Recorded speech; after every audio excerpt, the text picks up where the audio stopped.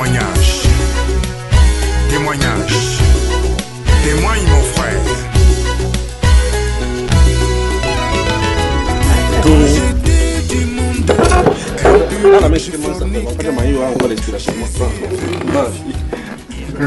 Dis-nous les bonnes choses alors. Ok, je sors comme ça d'abord d'une église là où j'ai cru. C'est-à-dire, quand j'ai connu Dieu, c'est dans cette église là que j'ai commencé. On appelle cette église la mission évangélique de puissance et de grâce. Bon, étant dans cette église, j'ai fait totalement confiance au pasteur de ce ministère. Et un jour, il est allé en Israël.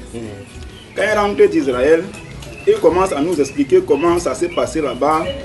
Et ils sont allés dans le Jourdain, ils se sont baptisés encore dans le Jourdain. Ils sont entrés dans les tombeaux de Jésus et qui en avait beaucoup d'onction. Les gens entraient même à l'intérieur tombaient. Et ils sont allés au bon précipice, ils sont allés planter l'arbre de l'église. Je ne sais pas dans quel désert. L'arbre de l'église? Oui, ils ont chacun planté l'arbre de son église. Ça veut dire quoi ça?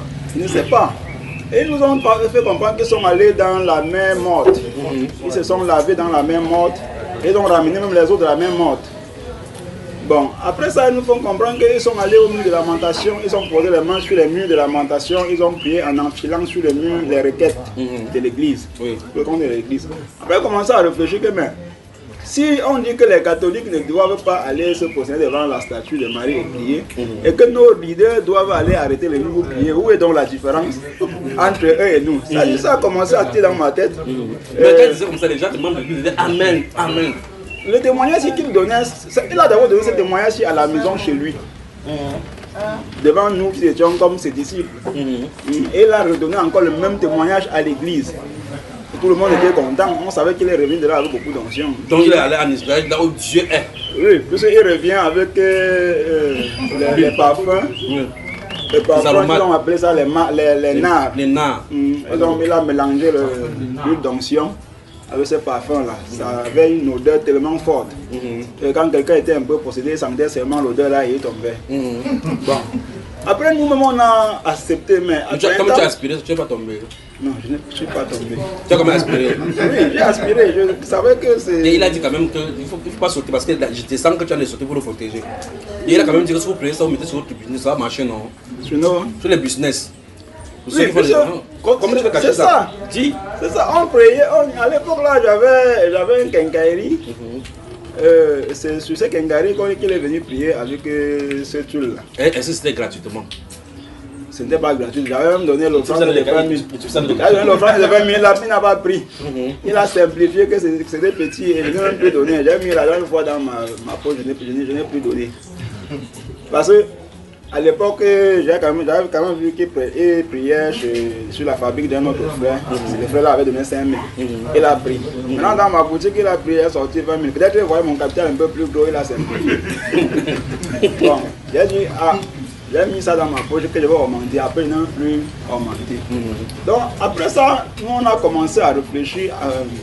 Moi et ma femme, on a commencé à réfléchir que, mais est-ce que l'affaire d'Israël-ci, est-ce qu'on a commencé à réfléchir?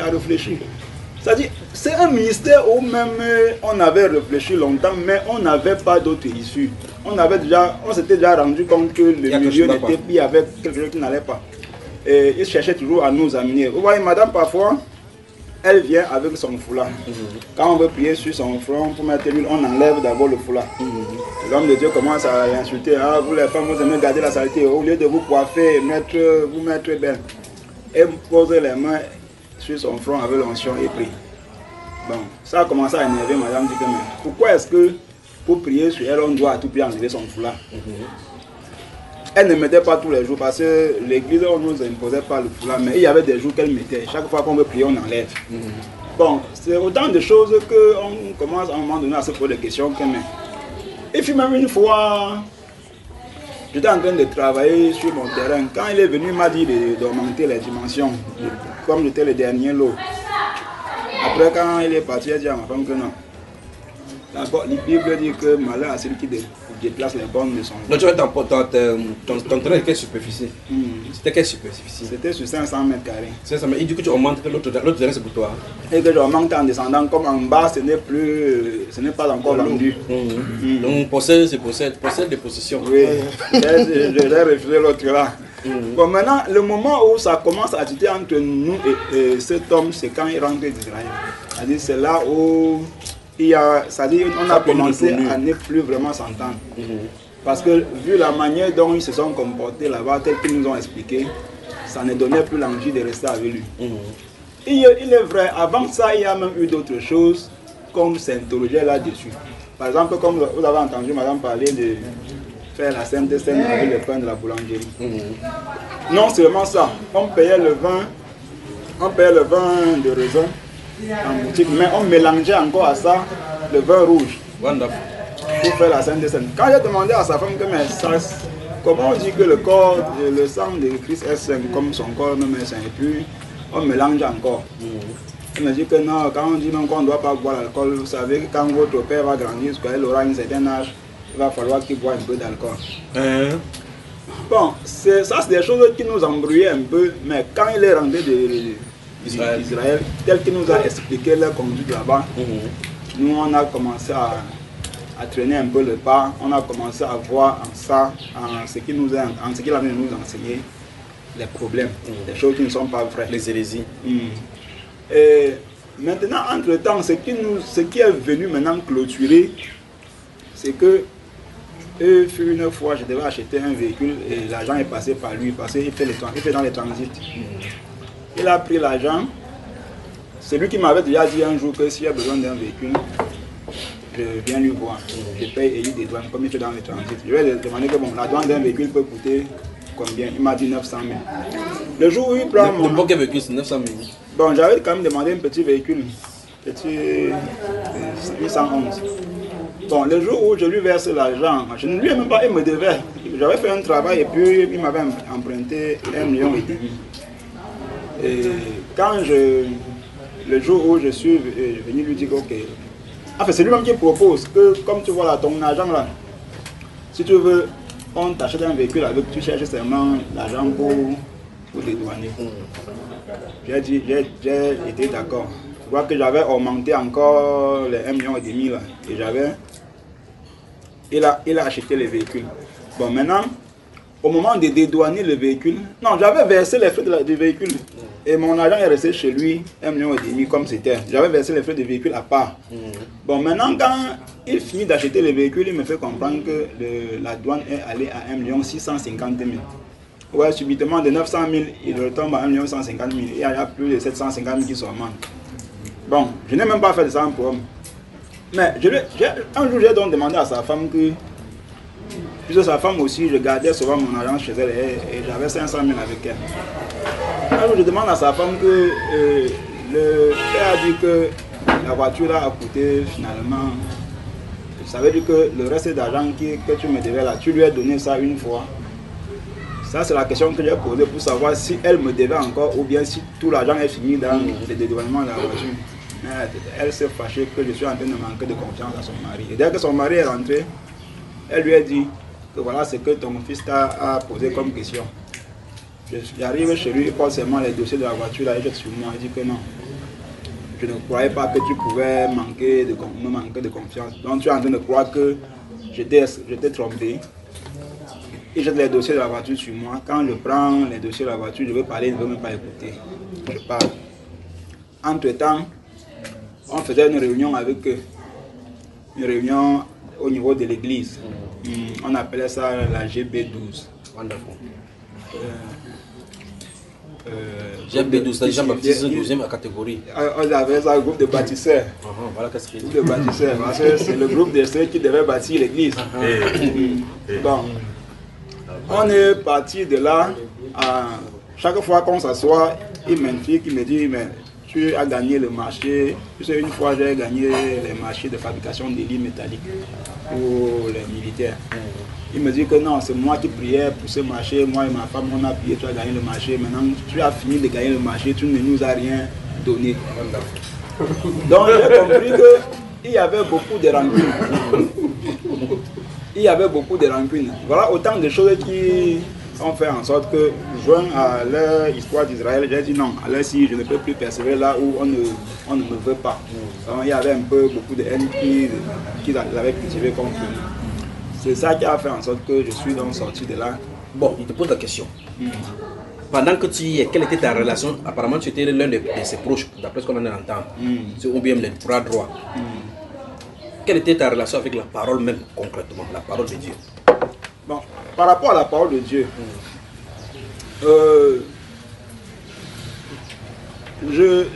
j'avais de bonnes relations avec la parole de Dieu parce que... Est-ce que tu lisais la Bible? Est-ce que tu comprenais?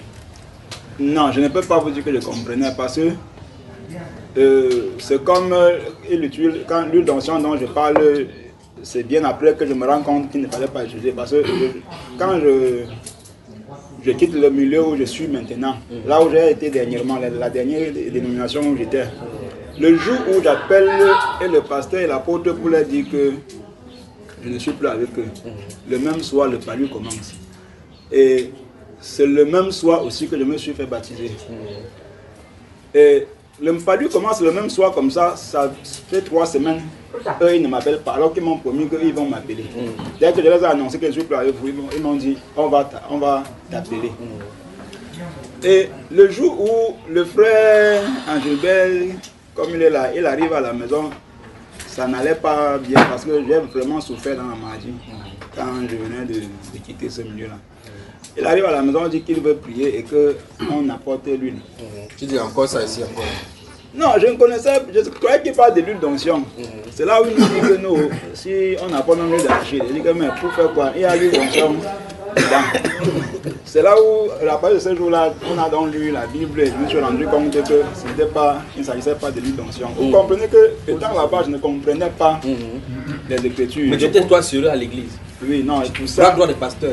J'étais sérieux, c'est-à-dire j'étais comme un modèle, j'étais tout le premier à arriver à l'église. Moi, mon épouse, on pouvait vraiment copier sur nous. C'est-à-dire, on était quand même honnête avec la parole. Mais seulement qu'on n'avait pas la bonne nouvelle, ni la compréhension, on n'avait pas la compréhension. Parce que c'est quand c'est le frère, d'abord, c'est le frère Billet qui est venu à la maison dernièrement nous donner la parole. Vérité, et puis on s'est mis à examiner et les yeux aller voir, à rentrer encore à l'école biblique pour se renseigner que est-ce que c'est ce qu'on nous dit là, est-ce que c'est vrai. Donc parle-nous de l'école biblique. Donc vous êtes d'abord à l'école biblique. Quand tu as quitté le premier pasteur d'Israël, celui d'Israël qui parle au milieu de lamentation, vous êtes parti où? D'abord, on est parti d'abord à l'école biblique. Raconte-nous ce scénario. Bon, tu partais à l'école biblique, fais quoi? Comme maintenant, il faut que tu deviennes pasteur ou bien quoi? Je partais à l'école biblique pas trop dans l'intention de devenir pasteur. Je partais dans une curiosité, c'est-à-dire parce que je voudrais savoir si ce que nous on est en train d'étudier à l'église, si c'est vraiment ce qu'il faut faire. C'est-à-dire, je voyais un peu qu'il n'y avait pas de vérité. Je voulais que l'école biblique me confirme que c'est... Ou bien qu'on me dise autre chose. Où est la vérité? Ok. Donc là, tu parles maintenant à l'école biblique. Est-ce que tu es inscrit? Là-bas, à l'école biblique, on demandait... Je crois qu'on ne demandait pas l'inscription, mais on demandait une commission de, je ne sais pas, 200 combien de mille, je ne me rappelle plus bien. Bon, j'avais avancé 40 000 pour la formation, mais après 3 mois, parce qu'en ce temps-là, je ne suis plus avec le pasteur de Bonabéry, mais je suis avec le pasteur de Dakar déjà.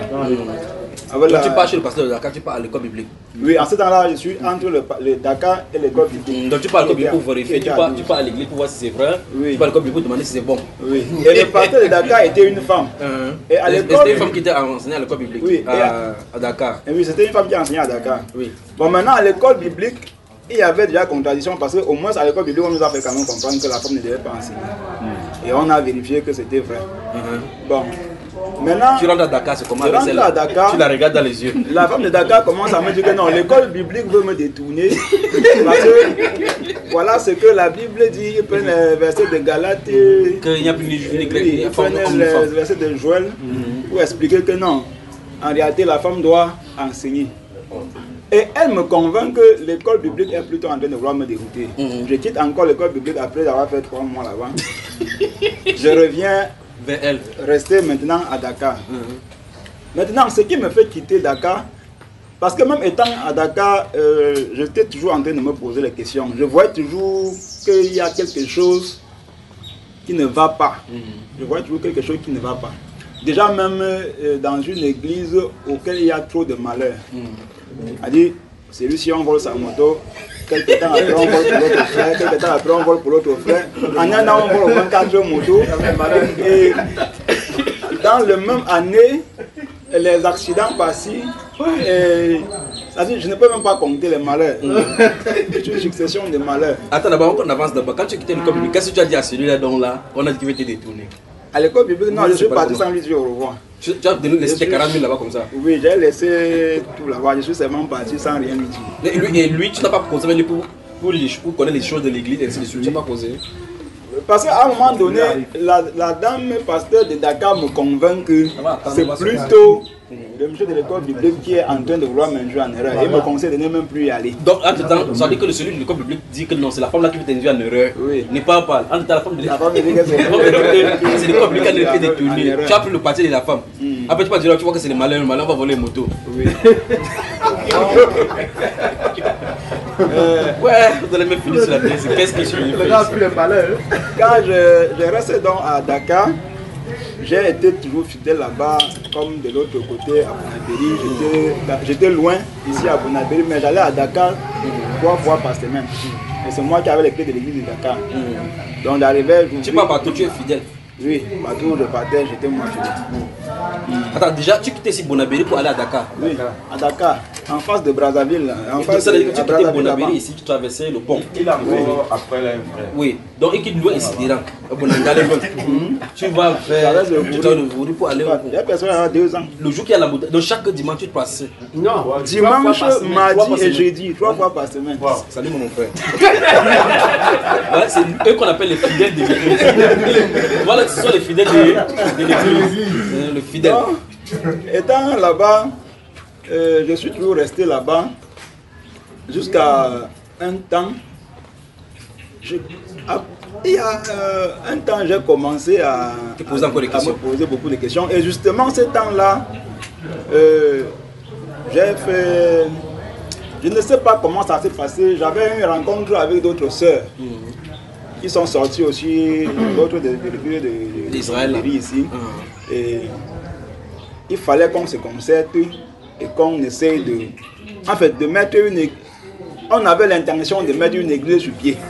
C'était ça notre intention, mais pas sur les bases de ce dont nous sommes sortis. Et on était en train d'étudier ensemble la Bible pour savoir... Donc c'est l'église des rejetés. Oui, pour savoir exactement...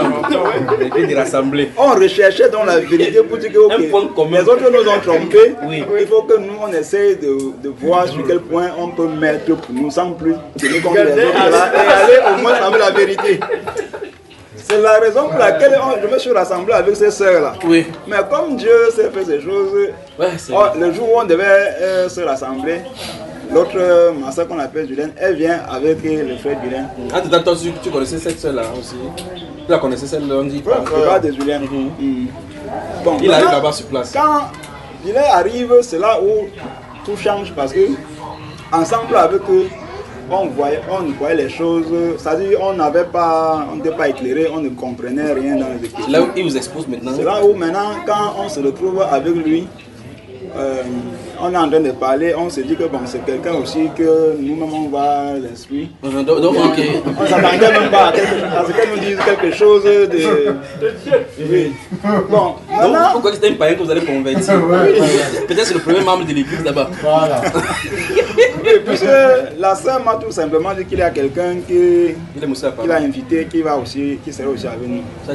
Bon, maintenant quand on s'assoit, on cause. On dit bon, il faut que comme on commence là, il ne faut pas qu'on ait des idées des diversités d'idées. Parce que d'autres disent qu'il ne faut pas payer la dîme, d'autres disent qu'il faut payer. D'autres disent qu'il faut mettre le voile, d'autres disent qu'il ne faut pas mettre. Il faut qu'on s'arrange à ce que nous tous, nous accordons sur ce qu'il faut faire et que ce soit vraiment ce que la Bible demande. Donc là qu'on est en train de parler de la sorte, c'est là où le frère intervient et il nous donne l'éclaircissement sur la dîme, point par point, sur le foulard, sur... Puisque j'avais toute une série de questions que passais partout, j'ai rencontré les pasteurs, je les posais. J'ai mon cahier là-bas dans c'est au moins 23 questions. Il les a tout répondu. Oui, que je passais, il a donné l'éclaircissement sur tout ça. Quand tu l'as justement nommé pasteur une fois dans votre église. Laissez-moi finir. Quand on a fini, ça a commencé à être intéressant parce que après qu'on s'est séparés, je lui ai dit frère, il faut en venir. Et le lendemain, il est venu. Le lendemain, il est venu à 18h. On est resté jusqu'à 2h du matin. 18h à 2h du matin. C'était tellement la parole était sucrée. Oui. À 2h du matin, on a compris beaucoup de choses. Il est parti, il est revenu encore le matin à 9h. On est encore resté jusqu'à 16h. Jusqu'à 16h, on est à 16h. Après ça, maintenant, je voyais déjà bien clair maintenant. Tu veux que vrai, il voit clair maintenant. Maintenant, j'essaie d'amener maintenant les soeurs avec qui on s'était rassemblés pour. Maintenant, tous ces rencontres ici, avec lui, eux, ils ne sont plus là. Le premier jour, on n'a pas trop duré, mais il a tracé juste un peu certains points, au point où eux-mêmes ils concrétisaient même d'autres points. Bon. Maintenant, quand je comprends bien la chose, je les appelle. Et bien, et je les expose la chose, beaucoup de personnes ils ont dit non, ils ne sont pas d'accord. Donc tu vois que les membres de ton église, ça devait même te créer autant de problèmes. Oui, ils ne sont pas d'accord, on ne peut pas me dire de ne pas mettre les bijoux, on ne peut pas me dire de ne pas mettre les greffes sur ma tête, on ne peut pas. Bon, beaucoup n'étaient pas, eux tous même n'étaient pas d'accord, il n'y a que moi et mon épouse qu'on a épousé la vision. Bon, maintenant, dès que on se sépare, je les laisse. Avant même en fait, pendant qu'on se rassemblait comme ça et qu'on a reçu les frères, on a pris un jeûne de 5 jours pour dire que en écoutant la voix de la Bible, il faut qu'on essaie de prier encore pour que Dieu nous révèle même là où il y a la vérité. Oui. Et la sœur dont elle avait invité, la sœur qu'on appelle Julie là-bas, elle a fait un rêve et qu'elle s'est vue avec la femme du frère Léopold que voici. Ils étaient en train de monter vers ici. Chacun avait son flash sur la tête et ils ont croisé ma femme. Et ma femme les a croisés en route. Même pas, bon, pas quoi, elle est sortie derrière eux. En allant très rapidement avec sa part de foulard aussi sur la tête. Et ils l'ont demandé que tu pars où elle disait qu'elle part à l'église, elle est en retard. Bon, ça c'est le rêve que l'autre ça a compris. Et ils venaient donc par ici. C'est là où le rêve nous confirme qu'il fallait qu'on vienne par ici. Mais même comme ça, la doctrine qui sort d'ici, ils sont toujours en train de contester. Bon, après ça alors, après le rêve, quand j'ai...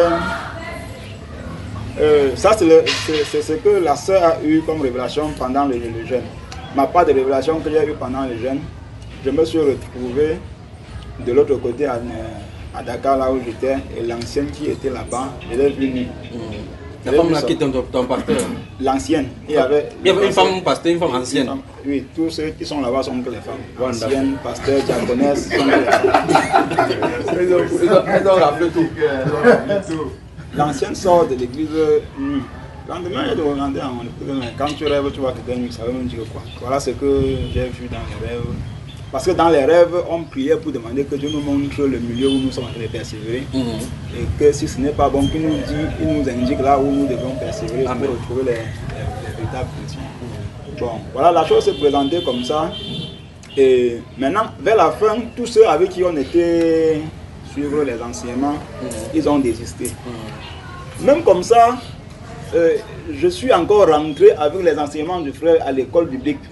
Attends, donc tu es encore allé dans ton école biblique? Oui, tu rentres.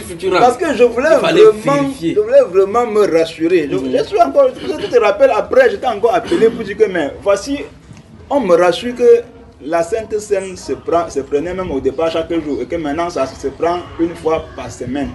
Et on m'a donné certains textes que je t'ai donné. Là, j'étais maintenant à Yaoundé, je ne connais pas téléphone. C'était au téléphone maintenant que je causais avec lui. Dès qu'il lit dans le verset biblique, il dit que mais tu as lu, j'ai dit que oui, il dit, lisons ensemble. Quand on finit de lire, il me dit que mais tu as vu, on n'a pas de fraction de pain, tu as vu le sang là-bas.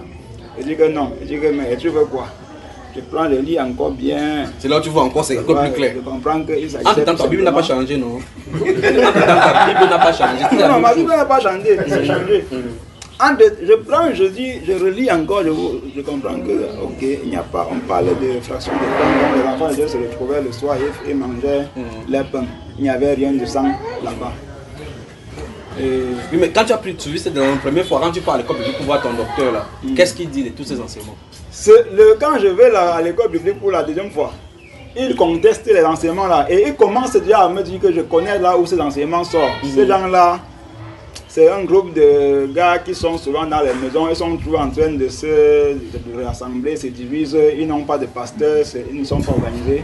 Ils sont la même personne qui m'avait dit, il y a 2 ans après, il avait oublié que les vrais chrétiens sont dans les maisons. Attends, je recorde l'histoire. Il t'a d'abord dit que ça c'est le pasteur de l'école biblique, celui qui enseigne l'école biblique. Les 3 mois que j'avais fait avec lui, oui.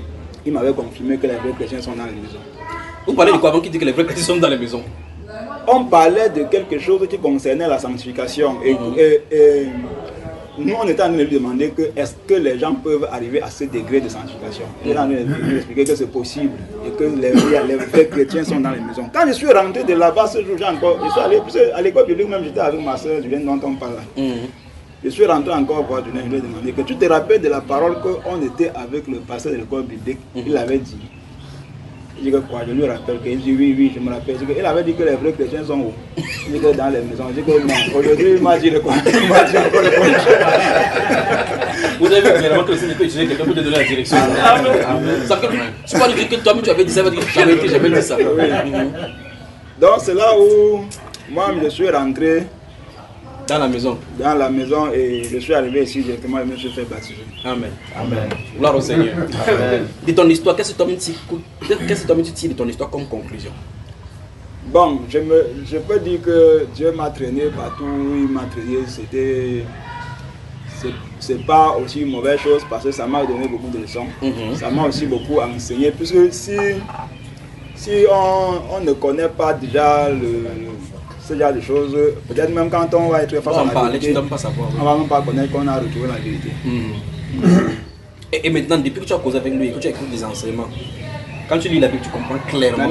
Maintenant j'ai même la possibilité de lire la Bible sans dormir, parce que quand on prenait la Bible, c'est le sommeil qui nous empêchait. Le peu de temps même qu'on lisait, on ne comprenait pas grand-chose. Par conséquent, tu bailles, tu dors. Oui, tu prends la Bible, tu dors après. Peut-être que tu vas comprendre que tu es fatigué. Et le peu même que tu parviens à lire, dans la compréhension, tu es limité. C'est-à-dire, on te lit un verset biblique que toi-même tu as l'habitude de lire, c'est comme si tu n'avais jamais lu. Un verset biblique même que tu as dans la tête, que tu cites même souvent. Donc quand tu as commencé à écouter les enseignements, quels sont les enseignements que tu as écoutés? Comment ça se faisait dans le cœur? Quand j'ai commencé à écouter les enseignements, j'ai commencé d'abord, on a parlé du baptême au nom de Jésus-Christ. J'ai dit que on m'a déjà baptisé 2 fois. Et tous les 2 fois, ça a été au nom du Père, du Fils et du Saint-Esprit. Oui. Maintenant, quand vous dites qu'on doit baptiser au nom du Seigneur Jésus-Christ, ça doit se passer comment? Et ça doit être la 3e fois. On m'a donc donné les versets bibliques qui confirment ça. Alors on m'a dit que l'église se fait dans les maisons. J'ai dit, mais par comment? On a expliqué. Tu vois ça dans la Bible. Et j'ai vu tout ça. J'avais déjà lu la Bible et relu. Et maintenant, je me rends compte, quand je vais maintenant dans le livre des Actes, je pars dans le livre de Romains, je pars dans Colossiens, je me rends compte que parfois certaines clôtures parler de cela, à la fin du livre, ça parle de cela. On dit saluer l'église, saluer telle personne et l'église qui est dans sa maison, saluer l'église. Tu dis, et pourtant tu lisais ça? Pourtant je lisais ça, je n'avais jamais vu que l'église est dans la maison. Oui. Bon. Maintenant, c'est comme dans ma Bible, maintenant, moi-même, je commence encore à lire. C'est quand j'ai commencé à comprendre cette vérité que ça m'a encouragé même encore à lire la Bible. J'ai pris la Bible, j'ai lu rapidement tout l'Ancien Testament, je suis rentré, j'ai recommencé le Nouveau Testament. Je lis, je coche, chaque fois que je vois maintenant les personnes qu'on a baptisées au nom du Seigneur Jésus, je coche. Je vois là où il y avait une église de maison, je coche. Tu as dit maintenant que tu ne vas pas à l'école pour suivre, tu vas suivre ça. Je coche jusqu'à Jean 4. Je coche Jean 4. Ma Bible, vous allez voir que j'ai coché tout ça dedans. Donc maintenant, ce n'est plus l'école biblique qui t'a dit clairement où ça se trouve, c'est la Bible qui t'a dit où ça se trouve. Et là maintenant, tu vois que ça ne peut pas changer. Si tu fuis maintenant, parce que là tu quittes l'école biblique pour aller à Dakar. Là tu prends une Bible, tu jettes, tu prends l'autre, tu vas toujours trouver ça dedans. C'est pour ça que la parole de Dieu est éternelle. Et sa parole qui est vérité, la parole de Dieu ne peut pas détourner les gens. La parole de Dieu dit la vérité. Si la parole de Dieu semble détourner les gens, ce sont des gens qui ont mis leur interprétation dedans. C'est-à-dire que c'est la pensée humaine qui a détourné les gens. La parole de Dieu conduit les gens dans la vérité, n'est-ce pas mon frère? Donc, et maintenant quand tu dis, tu es content. Tu vois, tu découvres ça, tu es content, ton cœur est en joie. Oui. Parce que, pour vous dire vrai, quelqu'un ne peut pas quand même dire qu'il ne connaît pas les 10 commandements. Même le moindre chrétien connaît quand même les 10 commandements. Oui. Il les cite même par cœur.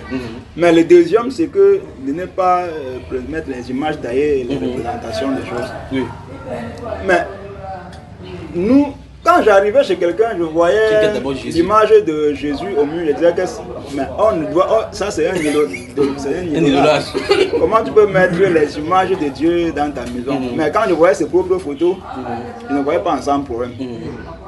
Quand j'ai étudié avec le frère Guilain, je ne sais pas ce matin-là ce qui s'est passé. C'est comme si c'est moi qui ai appelé pour demander que les images taillées, c'est moi qui ai appelé frère pour demander que ça se passe comment avec les images taillées. Tu as dit que non, l'affaire il faut que on a le temps encore de la place. Bon, quand je l'appelle pour lui demander ça, ça veut dire qu'en lisant maintenant, je me suis rendu compte qu'il y a un problème. Oh, j'avais déjà lu ça plusieurs fois. En tout cas, que Dieu te bénisse, d'accord? Donc, et depuis donc là, est-ce que tu as encore retourné dans ton école biblique là? Non, non. Je te pose donc la question maintenant pour sortir d'ici. L'école biblique enseigne quoi au juste aux gens? L'école biblique. Est-ce que tu y allais pensant que c'était Dieu qu'on enseignait là-bas, frère? Oui. Ce que j'ai constaté que l'école biblique enseigne aux gens plutôt la philosophie. La philosophie. Oui, à philosopher la Bible. C'est-à-dire, puisque c'est un peu comme un avocat, comme quelqu'un qui prend un avocat pour défendre quelque chose. Parce que quand je me retrouve à l'école biblique, je me retrouve devant quelqu'un qu'on l'appelle docteur, pour dire qu'il a un doctorat en divinité. En théologie ou bien. En théologie, c'est un doctorat déjà. Il y a des spécialités. Il y a un doctorat en divinité. Voilà. Il y a un doctorat en baptistologie. Doctorat en épître paulien. Il y a la pensée, il y a des gens qui soutiennent les doctorats sur la pensée paulienne concernant le salut. Ils détiennent ça, on lui donne le doctorat. Non, tu as bien fait ça. Continue mon cher. J'arrive à l'école biblique comme ça, je me rends compte que ce qu'ils pouvaient m'enseigner là-bas, ça ne pouvait pas, eux ils ne pouvaient pas m'enseigner la vérité. Parce qu'eux-mêmes ils ne sont pas dans la vérité. Quand j'ai reçu les enseignements par exemple du frère, j'arrive là-bas, je vois la bague sur le doigt du docteur. Une grosse barre. Oui. Je lui pose la question que la Bible appelle ça les dieux étrangers et pourquoi est-ce que lui il a ça? Il m'a dit que non, c'est des choses qu'on ne peut pas, c'est chacun qui sent s'il peut mettre ça ou s'il ne peut pas mettre, mais ça ne veut pas dire que si quelqu'un met ça c'est un problème. Bon, il m'a expliqué un peu un truc comme ça. C'est y compris autant d'autres choses que il a expliqué et que après quand je rentre maintenant vers les frères, il m'explique le contraire. Je me rends compte que lui, puisqu'il me parle par exemple du baptême, que ça doit se donner qu'au nom du Père, du Fils et du Saint-Esprit. Maintenant quand je reviens ici, on m'explique clairement sur l'affaire du baptême que non, quand on parle du Père, du Fils et du Saint-Esprit, ce ne sont que des adjectifs. Ce ne sont pas des noms. En réalité, le nom même dont il faut prononcer, c'est lequel. C'est là où je commence à comprendre. Donc tu comprends qu'il y a un problème. Quand on dit que le Père là, est-ce que même c'est même un nom? Est-ce qu'on dit met un article devant un nom? Est-ce que je commence? Et pendant ce temps, le docteur de la loi, il ne fait que fouiller, il te donne au moins même une dizaine de versets qui n'ont complètement rien à voir avec le baptême. Après, c'est réfléchi. Oui, pour t'embrouiller et il te fait comprendre que. Je lui ai dit que non, donne-moi les versets bibliques qui montrent là où on a baptisé les gens au nom du Seigneur, au nom du Père, du Fils et du Saint-Esprit dans la Bible. Il a fouillé. Et oui, il n'a pas pu. Maintenant, c'est versé, il n'a pas pu. Donc finalement, j'ai compris que l'école biblique amène plutôt la philosophie et l'école biblique ne peut pas enseigner la vérité. Donc l'école biblique n'est pas biblique alors? Non, ce n'est pas biblique. Donc l'école biblique n'est pas biblique. On appelle l'école biblique, mais en réalité, c'est l'école du mensonge. Dis donc l'école biblique n'est pas biblique.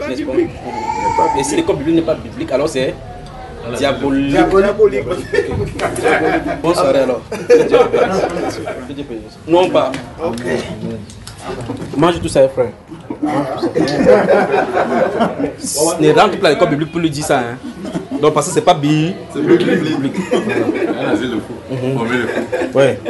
Donc tu comprends que si l'école biblique l'attrapait, Ça le formait, c'est pour aller faire quoi? Former les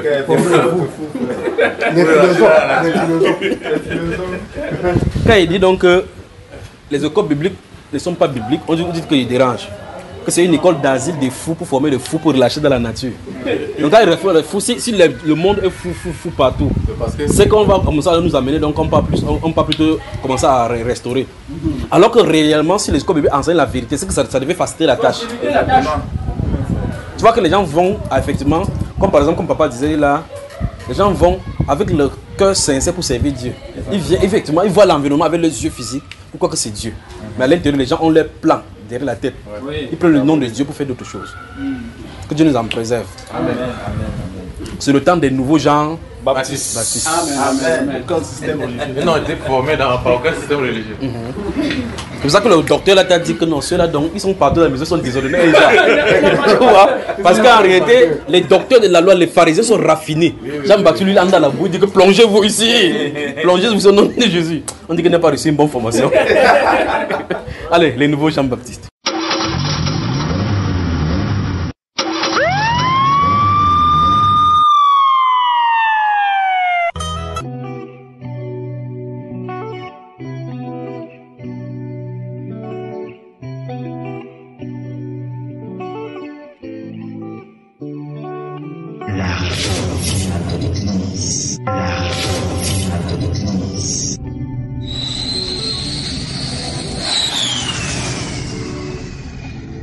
Alors on se pose donc la question, l'histoire de l'Église. Comment l'histoire de l'Église s'est déroulée depuis le 1er siècle? Derrière cette histoire se cachent beaucoup de choses pernicieuses qui sont glissées. D'où la nécessité de comprendre l'histoire de l'Église. Si on ne sait pas ce qui s'est passé, on ne pourra pas comprendre pourquoi on est en train de dénoncer. Par conséquent, on ne pourra pas savoir comment se préparer pour l'avenir.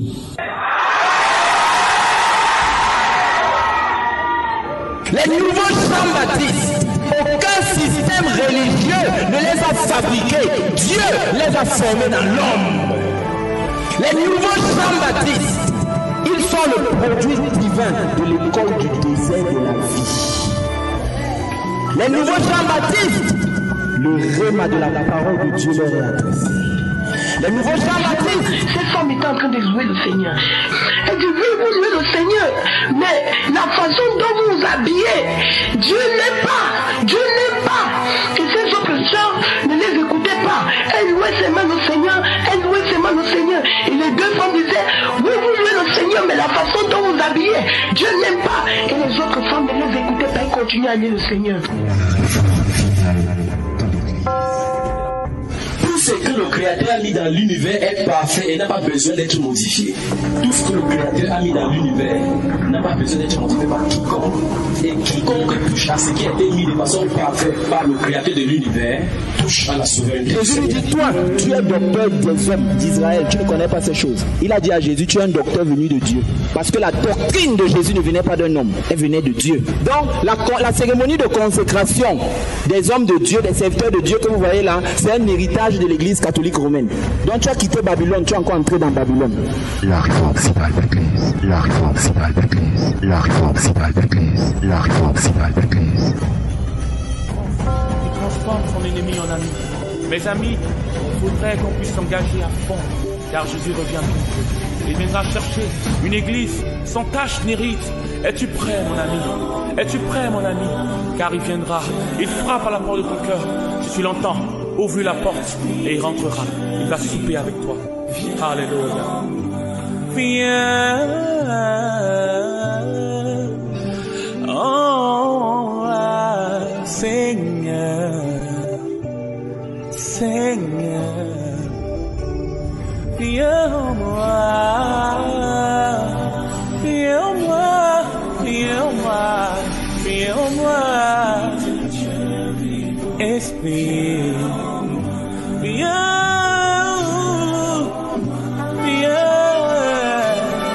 en moi,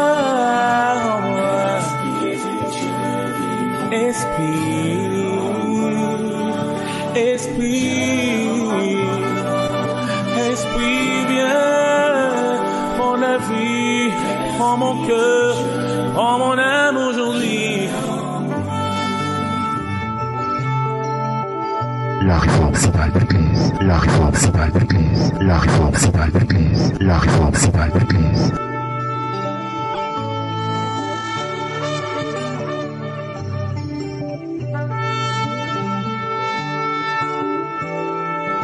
Que le Seigneur te bénisse.